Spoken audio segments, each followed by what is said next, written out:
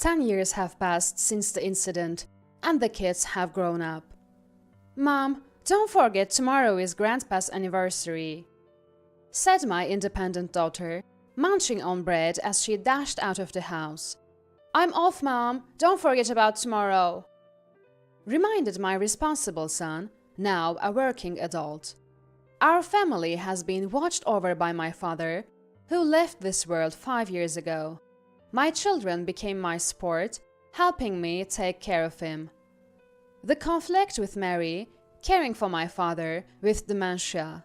I regret having my son and daughter, still so young, go through such tough times due to adult complications.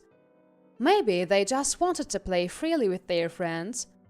I thought this, watching the grown backs of my 2 children. My name is Karen. At 30, I married Jim, my senior at work, after a grand romance. We had a son and a daughter and even acquired our dream home. I believed our humble but happy days as a family of 4, with my gentle and kind husband, would last forever. But then, our happy times didn't last long. Shortly after our daughter's first birthday, both my husband's father and my mother passed away, and 2 years later, my beloved husband departed for heaven. I was 45 when my husband passed. My son Robert, just starting 6th grade, and my 4-year-old daughter Betty, attending a childcare center. How would I raise these children alone? The grief of losing my husband and the surge of anxiety overwhelmed me. Yet, I resolved to stay strong and protect my children, vowing never to cry in front of them. To this, Mary spoke heartlessly. "How can you look so calm after losing your husband? I pity the child who married such a heartless person. Since the beginning of our marriage, she took my precious son away." Mary despised me. But those were not the words for a widow who had just lost her beloved husband. When my father-in-law passed away, Mary, still in mourning, carelessly went on a vacation. "I can't cancel now." That was her excuse. Unbelievable. What a cold-hearted person. Then, after a while, I returned to my part-time job and received a phone call. "Karen, you've been through a lot." It was Ellie, living across from my parents' house. She occasionally checked on my father living alone since my mother's passing and rushed over when my husband died.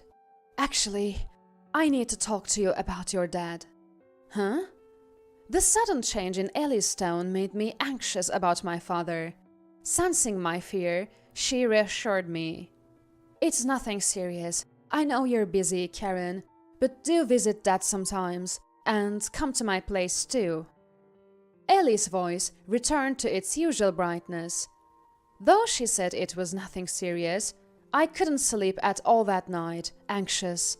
The next day, unable to shake off my worries, I entrusted my young daughter to my son and visited Ellie's house. "Could it be my father might have dementia?" said Ellie. My father's expressions and behavior resembled her father's when he had dementia. My 74-year-old father, retired but happily engaged in gardening and vegetable growing, laughed off my suggestion to live together after my mother's passing. "I'm not ready to be a burden yet." My father laughed. I couldn't accept Ellie's words, having seen my unchanged father at my husband's funeral. Considering how strong Dad was, it's understandable for Karen to be shocked. Even I thought it wouldn't happen to my parents. But Karen, it's a path everyone eventually takes. Saying so, she comforted me, gently petting my crying back. A few days later, accompanied by Ellie, I consulted the city office about my father. Following a medical examination, he was diagnosed with dementia. Of course, it was a shock. Yet, standing still and worrying won't change the fact that it's dementia. I must accept reality and move forward. Whether she knew how I felt or not, it's a 30-minute leisurely walk from here, a perfect walking route. Mary, who had walked from her house, intruded into ours uninvited. Then in the kitchen, "What's the special dinner for tonight?" She rummaged around, making herself at home. "Ah, yes, I thought of making pizza, the kid's favorite." "How ordinary," she muttered, sitting down, watching me cook. Mary, it's getting dark outside." "Fine, I'll settle for pizza today." "What? She plans to eat and leave? What's the matter? Any complaints?" "No, not at all. Mary, living with her son-in-law and daughter-in-law since her husband passed, knew Jane worked full-time and often came home late. The kids are eating out today. Once in a while, we need to give the couple some time alone." Then Mary finished off the ordinary pizza I made. "I'm so full I can't move. Karen, can you drive me home?" "Sure." 2 days later, Mary showed up again. "What a charmless child. Wonder who he takes after," she remarked sarcastically. My son, never warming up to Mary, might have seen through her, having heard her badmouth me and my parents since he was young. Pretending not to hear her, he left the house. Recently, he has been talking less to me, maybe because of his age. After my father was diagnosed with dementia, I consulted my brother, who lived apart. But he was indifferent. "I can help with money, but I can't take care of him, so you handle it." That was his only response. I had no choice but to take care of him. "I don't want to move out of my house." My father stubbornly refused, but I somehow persuaded him to move in with me. One day, I received a call from Mary. "Karen, I hear you're living with your dad now." "Oh, I hadn't told anyone yet." "Yes, well informed, aren't you?"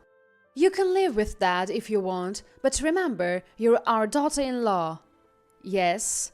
"You haven't done anything daughter-in-law-like till now, so you'll have to take care of me now." "Oh, but don't worry, just making dinner and delivering it to my house is enough. If I ever need caregiving, I'll ask my younger son's wife. I can't imagine what you'd do to me. Oh, scary." I couldn't say anything back and had to comply with Mary's demands. Then a new life began with the 4 of us, including my father.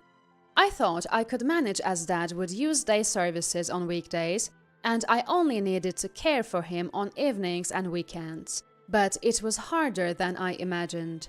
My part-time job, caring for the kids and Dad, plus delivering meals to Mary. It was more challenging than I thought. I woke up at 4 a.m. and didn't sleep until past midnight. As soon as I hit the bed, I fell asleep. Why do I have to go through all this alone? I can't trouble others. I chose this path myself. These thoughts drove me further into despair. And then an incident occurred. Late at night, everyone asleep, I returned from the shower to find... My father standing, head down, in front of the toilet. "What are you doing here?" He had peed in the hallway, not making it to the toilet in time. "Come on, why here? Even 4-year-old Betty can go by herself. You're so much trouble." I yelled at him, unable to understand his behavior as his symptoms worsened, and took out my frustration on him. Father looked down, apologetic. I changed his pants and put him back to bed. Why did I speak so harshly? Why? Tears wouldn't stop as I lay in bed. But I must have been exhausted because I fell asleep. Waking up in the middle of the night, I checked on my father. Oh, no way. He, who feared the dark and always slept with the table lamp on, was not in his bed. Maybe he's in the bathroom? No, he's not there. I searched the entire house, but he was nowhere to be found. Could it be? One window on the first floor was open. He must have gone outside. In a rush, I threw a jacket over my pajamas, grabbed my mobile phone and Dad's jacket, and headed for the door. "Mom?" Turning around to the voice, I saw my son rubbing his sleepy eyes. "Mom, Grandpa's sleeping in my room." "Oh, really?" Relieved by my son's words, I slumped to the floor, drained of strength. Peeking into my son's room, I saw Dad curled up small like a child, sleeping peacefully in my son's bed. "I'm sorry, Dad." And my son, sharing the same blanket, quickly fell back asleep. The next day, right after coming back from school, my son approached me. "Mom, Grandpa seemed like he wanted to go back to his own house." "Huh? He told me about last night." "Let's take him home. We can live there with him." "Robert, I'll help out, Mom, so you don't have to struggle alone anymore. I'll take good care of Grandpa." My son, who had always adored my father since he was little, had been concerned about Dad after Mom passed away and often visited him. I had thought he was still just a kid. Then I made up my mind. Let's sell this house and live in my childhood home. The decision was made quickly. I started renovating our old house to make it comfortable for Dad. Of course, the money for this came from my brother. I also began to tidy up the house we were living in. "Karen, what do you think you're doing?" Mary, having caught wind of the news, arrived in a car driven by my sister-in-law, Jane. But that's strange. How did Mary know? Jane wouldn't have told her. It must be this little one's doing. Looking at my daughter, she covered her mouth with both hands, looking flustered. No doubt. Mary must have bribed her with candy to get the information. Well, it can't be helped. She's only 4 after all. The fault lies with cunning Mary. Yes, I'm selling this house to live with Dad at my childhood home. Selling this house? What do you mean? That's the house my son built. How dare you sell it? So that's it. You plan to rebuild your childhood home with the money from selling this house, right? You think you can make a fortune now that you don't have to pay the mortgage since my son is gone. Mary rattled off. No, that's not it. My brother said he would cover all the costs. The money from selling the house will be used for my children's future. I believe my husband would have done the same if he were alive. He was that kind of kind-hearted person. I said firmly, leaving Mary unable to respond. She turned to Jane for help. "Jane, you heard her, right? She's talking back to me, Mary, her mother-in-law." Called by Mary in a pleading voice, Jane said, "Mary, I actually think Karen is admirable. Working alone while raising 2 kids is hard enough. And now she's also caring for Dad. Not many can do that. And how Karen uses the money from selling the house is none of your business. From now on, please take care of yourself without troubling Karen." Jane spoke up, not backing down from Mary. This seemed to make Mary concede, as if to say she had no other choice. "Maybe Jane is right," she said, trying to laugh it off. Serves her right. I had anticipated this and had already discussed everything with Jane. Then Jane shared an interesting story. Mary, living with her son-in-law's family, had been cooking dinner for them, coming home late from work. The food was so terrible, it made me dizzy. I never want to eat it again. Jane's expression when she said this was unforgettable. Apparently, Mary was never good at household chores, and her husband used to do the cooking. After that terrible meal, the son's family started eating separately from Mary. "Karen, leave it to me." Jane promised to support my decision to live in my childhood home. Soon, the renovation was completed, and we moved in successfully. I felt sorry for my son, as the commute to school became longer, but he said, "It's totally fine," and began to talk to me more openly. With my son's help, I found more time and felt relieved after opening up to others about Dad's dementia. I naturally became kinder to Dad. While helping him get dressed as usual, "Thank you for always taking care of me." Dad bowed his head to me and smiled. It seems he thinks I am a helper taking care of him, forgetting I am his daughter. Of course, I felt sad, but it had been a long time since I saw Dad smiling like this. That was what mattered most to me. "Hello, Karen. How have you been?" One day, Mary called. I couldn't help but sigh.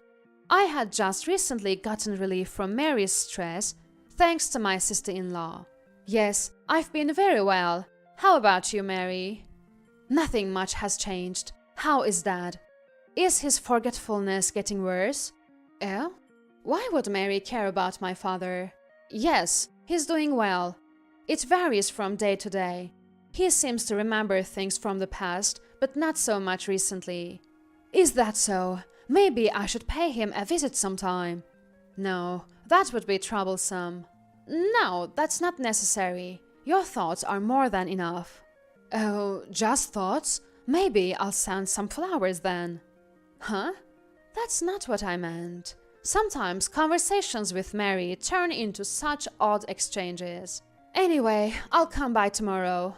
Saying that, I hung up the phone. The next day, having a day off, I decided to visit Mary briefly. As I neared my in-laws' house, a neighbor signaled me to stop. What's the matter? I heard about Dad, that he was dementia and you've moved back to your childhood home. Yes? No doubt, Mary must have spread the word. But that's admirable of you. Some people would just put him in a facility. But you're doing great. It's not easy. I was expecting a snide remark, but that wasn't it. Let me know if you need anything. We should all help each other in times like these. And don't worry about that gossiper. Just ignore her. She laughed. The gossiper? Right.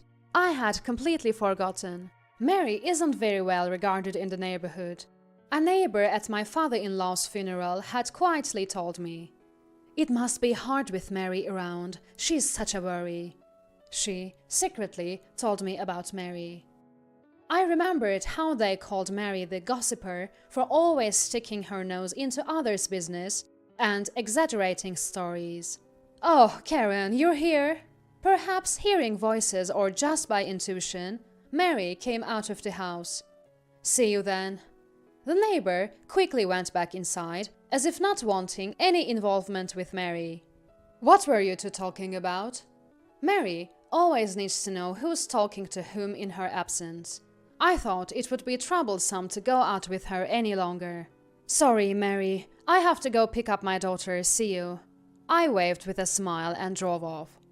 Robert, I'm off to work. Take care of Grandpa and Betty, okay? Call me if anything happens.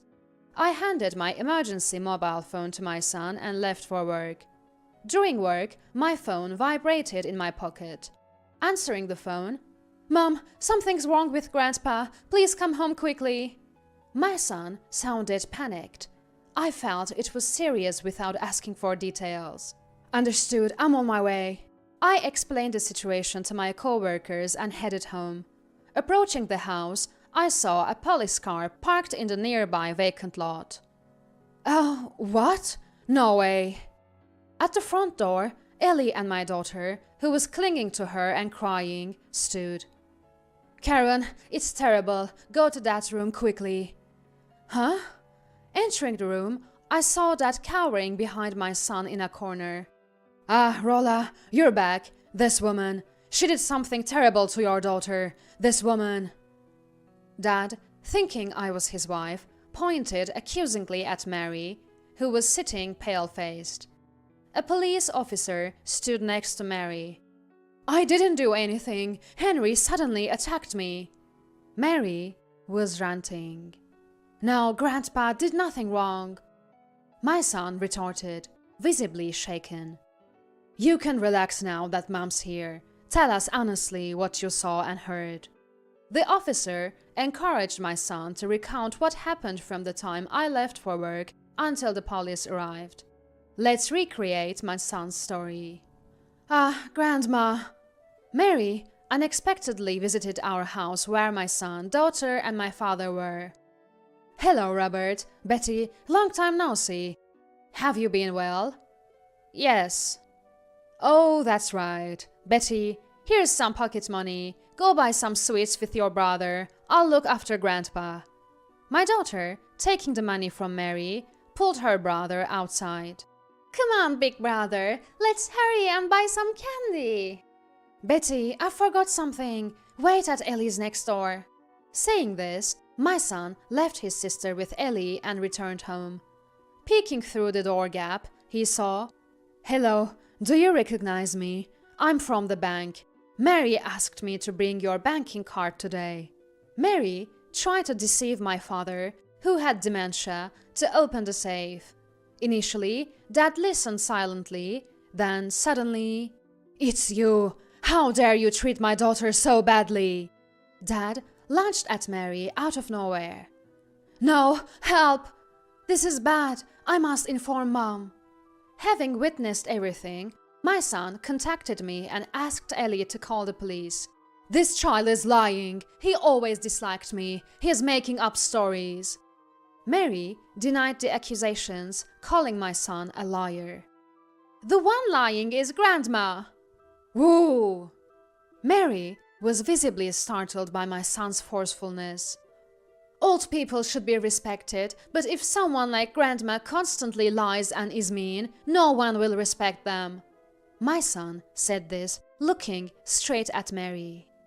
Finally, acknowledging defeat, Mary looked down, escorted out by the police. Later, Mary was taken to the police station, but wasn't charged.